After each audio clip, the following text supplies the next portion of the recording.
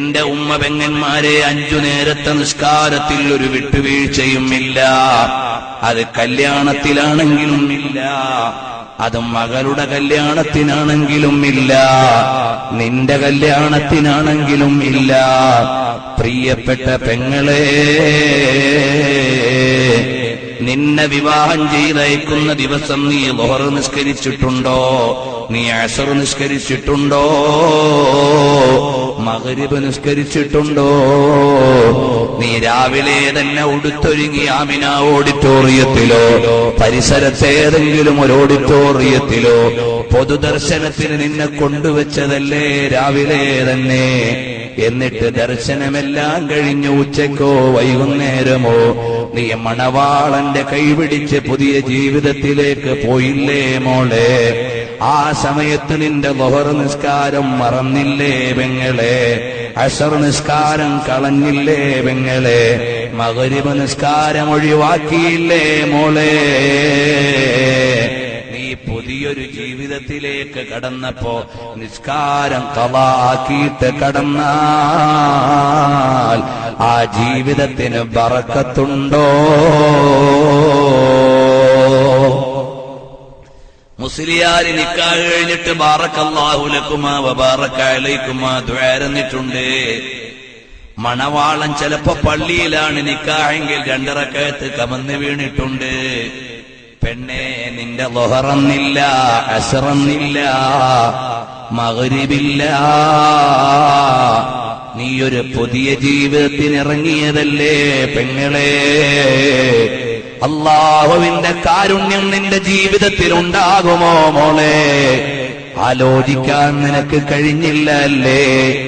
ഇനി വിവാഹിതരാകാനുള്ള പെണ്ണന്മാരെ, നിങ്ങൾക്കൊരു നിഷ്ഠ വേണം. വിവാഹത്തിന്റെ അന്നാണെങ്കിൽ പോലും നീ നിസ്കരിക്കേണ്ടവളാണെങ്കിൽ ഒരു വഖത്ത് നിസ്കാരമോ ഖളാക്കാൻ ജീവനുള്ളിടത്തോളം കാലം നിനക്ക് പഴുതില്ല.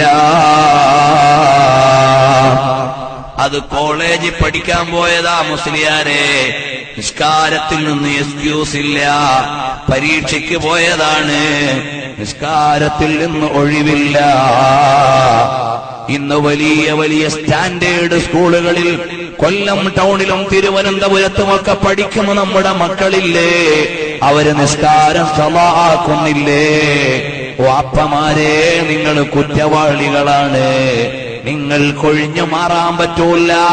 നിങ്ങളുടെ മകന് ളുഹർ നിസ്കാരമില്ല, അസ്ർ നിസ്കാരമില്ല, വെള്ളിയാഴ്ച ജുമുഅ പോലും ഇല്ലാത്ത വിദ്യാലയത്തിൽ വിട്ടിട്ട് എന്റെ മോൻ വലിയ ആളാകാൻ കാത്തിരിക്കുന്ന വാപ്പാ, നിങ്ങളെ പടച്ചവന്റെ കോടതിയിൽ പ്രതിക്കൂട്ടിലാണ്.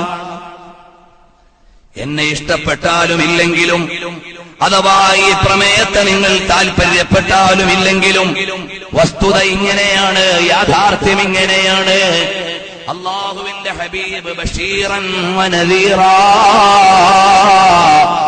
വദാഇയൻ ഇലല്ലാഹി ബിഇദ്നിഹി വസിറാജൻ മുനീറാ. അല്ലാഹുവിന്റെ ഹബീബ് താക്കീതാണ്, സുവിശേഷമാണ്. അപകടമുണ്ട്, പെടല്ലേ എന്ന് പറയുന്ന നേതാവ്.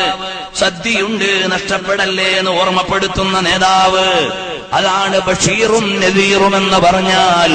ആ നേതാവിന്റെ സ്തുതിപാഠങ്ങൾ പറയുന്ന പ്രകീർത്തന വേദിയിൽ നിന്ന് നിസ്കാരം നിത്യമായും പരിപാലിക്കാത്ത ആരെങ്കിലും എന്റെ ഈ സദസ്സ് ശ്രദ്ധിക്കുന്നുണ്ടെങ്കിൽ, വിശ്വാസികളെ, ഹൃദയത്തിന്റെ അടിത്തട്ടിൽ നിന്ന് പറയട്ടെ, അല്ലാഹുവിന്റെ ഹബീബ് അവിടുത്തെ സമ്മതം വേണോ, പ്രിയം വേണോ? നിസ്കാരം ഒഴിവാക്കല്ലേ.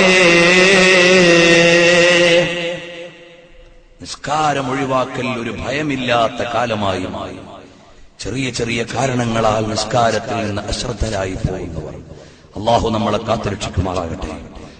അവസാനത്തെ വഖത്ത് നിസ്കാരം പോലും ഖളാ ആകാതെ മരിക്കുവാൻ അല്ലാഹു നമുക്ക് തൗഫീഖ് നൽകുമാറാകട്ടെ.